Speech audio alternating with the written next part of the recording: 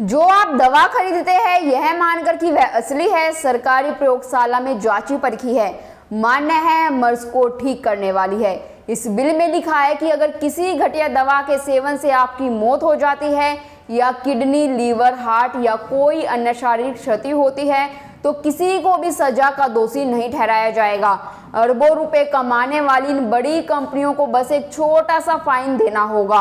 अब ना उसे कोर्ट जाने की जरूरत है, ना कोई मुकदमा लड़ने की।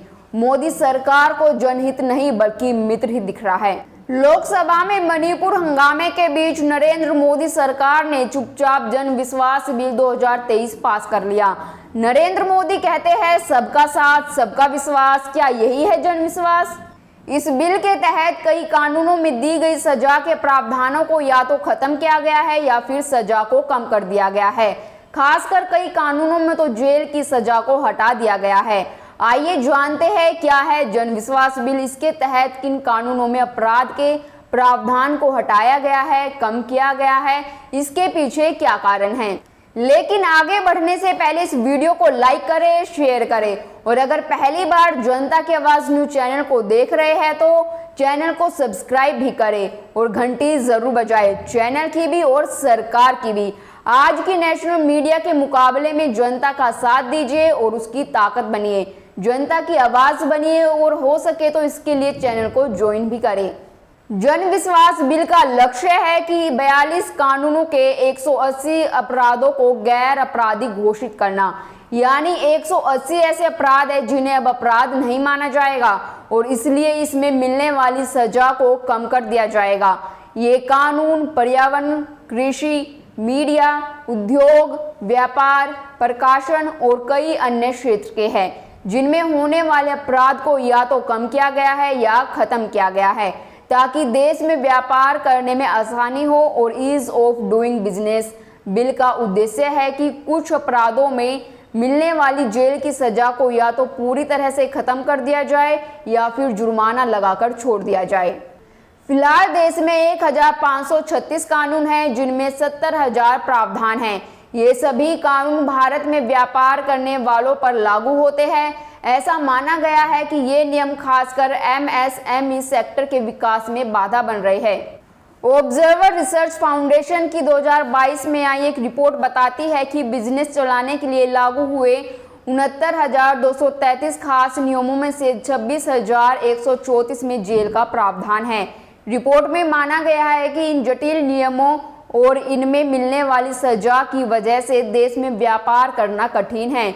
रिपोर्ट में यह भी बताया गया है कि औसतन मैन्युफैक्चरिंग सेक्टर में जहां 150 से ज़्यादा कर्मचारी काम करते हैं, इन्हें 500 से 900 नियमों से तो अनिवार्य रूप से जूझना होता है और इसमें इन्हें 12 से 18 लाख रुपए का खर्च आ रहा है। हर 5 में से 2 नियमों में जेल की सजा का प्रावधान है। बिल के अनुसार जन विश्वास बिल का मुख्य उद्देश्य है कि व्यवस्था में जो उलझने हैं उन्हें हटाया जाए और पुराने नियम कायदों को बदला जाए। बिल में कहा गया है कि सरकार देश के लोगों और विभिन्न संस्थानों पर भरोसा करे, यही लोकतांत्रिक शासन की आधारशिला है। पुराने नियमों का भी अभी लागू रहना विश्वास की कमी का कारण बनता है। नियमों के पालन के बोझ को कम करने से व्यवसाय प्रक्रिया को गति मिलती है और लोगों के जीवन यापन में सुधार होता है।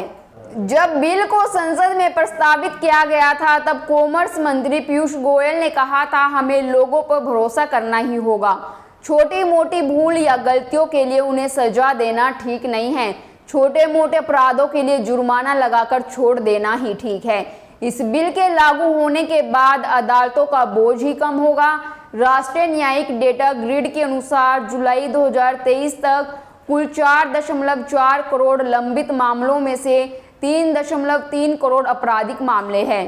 जन विश्वास बिल के तहत 42 कानूनों में बदलाव किए जाएंगे। किसमें क्या बदलाव हुआ है आइए जानते हैं। इस विधेयक में ड्रग्स एवं कॉस्मेटिक्स एक्ट 1940 में 2 संशोधन किए गए। पहला संशोधन किसी दवा के विज्ञापन के लिए सरकारी विश्लेषण या परीक्षण रिपोर्ट का उपयोग करने के बार अपराध के लिए सजा को बदलने का प्रावधान करता है। पहले इसके लिए 2 साल की सजा या 10,000 रुपए से अधिक का जुर्माना किया जाता था, जिसे अब 5 लाख रुपए कर दिया गया है। दूसरा संशोधन 1940 अधिनियम की धारा 27D के तहत परिभाषित मानक गुणवत्ता से कम या घटिया स्तर की 2 साल की कैद और 20,000 रुपये जुर्माने की जगह अब केवल जुर्माने का ही प्रावधान करता है। भारतीय वन अधिनियम 1927 फिलहाल वन में अतिक्रमण करना, मवेशियों को वन के अंदर लाना, लकड़ी काटना या आरक्षित वन में किसी पेड़ को काटना या क्षति पहुंचाना एक दंडनीय अपराध है, जिसमें 6 महीने तक की जेल या 500 रुपये तक का जुर्माना या दोनों हो सकते हैं। बदलाव, जेल की सजा का प्रावधान हटा दिया गया है, केवल 500 रुपये का जुर्माना ही देना होगा। सरकार द्वारा आरक्षित पेड़ के पास पेड़ जलाने पर जेल नहीं होगी, बाकी अपराध करने पर भी जेल नहीं होगी। वायु अधिनियम 1981 फिलहाल अगर वायु प्रदूषण नियंत्रण क्षेत्र में कोई इंडस्ट्री या इससे जुड़े काम करता है तो उस पर भारी जुर्माने के साथ साथ 6 साल की जेल का भी प्रावधान है। बदलाव, जेल की सजा नहीं दी जाएगी, केवल जुर्माना ही वसूला जाएगा। इसमें ज़्यादा से ज़्यादा 15 लाख रुपए का जुर्माना ही वसूला जा सकता है। सूचना प्रौद्योगिकी अधिनियम 2000 फिलहाल धारा 66A लागू है। ये धारा कहती है कि जो संचार सेवा के माध्यम से आपत्तिजनक संदेश या गलत जानकारी भेजता है तो 2 साल की जेल और 1 लाख रुपए जुर्माने का प्रावधान है। अगर कोई लीगल कॉन्ट्रैक्ट के तहत व्यक्तिगत जानकारी का खुलासा करता है तो 3 साल की जेल और 5 लाख रुपए का जुर्माना वसूला जाता है। बदलाव, धारा 66A के तहत कई नियम हैं जिसे हटाने का प्रस्ताव है। इसमें जेल की सजा को खत्म किया गया है और जुर्माना 5 लाख रुपए निर्धारित किया गया है। अगर कोई लीगल कॉन्ट्रैक्ट के तहत व्यक्तिगत जानकारी का खुलासा करता है तो केवल 25 लाख रुपए का जुर्माना भरना होगा, कोई जेल नहीं होगी। पर्यावरण संरक्षण अधिनियम 1986 फिलहाल अनजाने में अगर कोई उल्लंघन करता है, जैसे प्रदूषकों का अनजाने में गलत जगह पर डिस्चार्ज करना, जो अधिनियम की धारा 7 और 9 के तहत आता है, तो 5 साल की जेल और 1 लाख का जुर्माना लगाया जाता है। बदलाव, जेल के प्रावधान को हटाने का प्रस्ताव है और 1 से 15 लाख रुपए तक का जुर्माना लगाने का प्रावधान है। कॉपीराइट अधिनियम 1957 फिलहाल किसी प्राधिकारी या अधिकारी को धोखा देने या प्रभावित करने के लिए गलत बयान देने पर ज़्यादा से ज़्यादा 1 साल जेल की सजा है और जुर्माना है। बदलाव, ना ही जेल की सजा है और ना ही कोई जुर्माना। मोटर वाहन अधिनियम 1988 फिलहाल धारा 192A के तहत परमिट के बिना मोटर वाहन का उपयोग करने वाले व्यक्ति को 6 महीने तक की जेल और 10,000 रुपये का जुर्माना लगता है।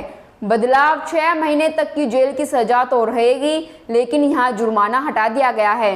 रेलवे अधिनियम 1989 फिलहाल ट्रेन में या रेलवे स्टेशन पर बिना परमिट के भीख मांगते या सामान बेचते हुए कोई पकड़ा गया तो 1 साल की जेल और 2,000 रुपये का जुर्माना लगता है।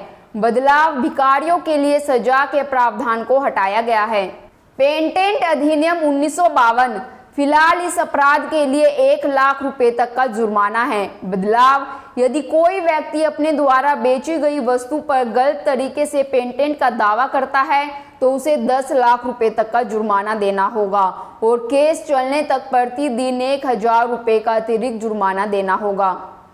कृषि उपज अधिनियम 1937 फिलहाल किसी वस्तु को ग्रेड चिन्ह के साथ अनऑथोराइज्ड रूप से चिन्हित करने और उसकी बिक्री के लिए जेल की सजा का प्रावधान है।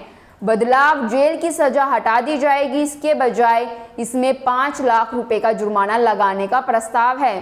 खाद्य सुरक्षा और मानक अधिनियम 2006 फिलहाल असुरक्षित भोजन यानी अनसेफ फूड की बिक्री के लिए 6 महीने तक की जेल की सजा होती है और 1 लाख रुपए तक का जुर्माना लगाया जाता है।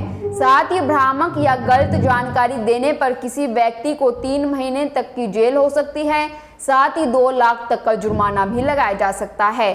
बदलाव, अनसेफ फूड की बिक्री के लिए 3 महीने से ज्यादा की जेल की सजा नहीं हो सकती और 3 लाख रुपए का जुर्माना है। अभी ये बिल फिलहाल लोकसभा से पारित हुआ है, इसका राज्यसभा से पारित होना जरूरी है और फिर यह राष्ट्रपति के पास हस्ताक्षर के लिए जाएगा। इसके बाद ही ये कानून लागू होगा। जेल की सजा के प्रावधानों को जुर्माने के प्रावधानों से बदलना एक अच्छा प्रयास नहीं है। अब सवाल ये उठता है कि कारावास के प्रावधान को पूरी तरह से हटाने से क्या अपराधों में कमी आएगी। आपकी इस बिल पर क्या राय है, हमें कमेंट कर जरूर बताएं और बाकी खबरों के लिए देखते रहिए जनता की आवाज।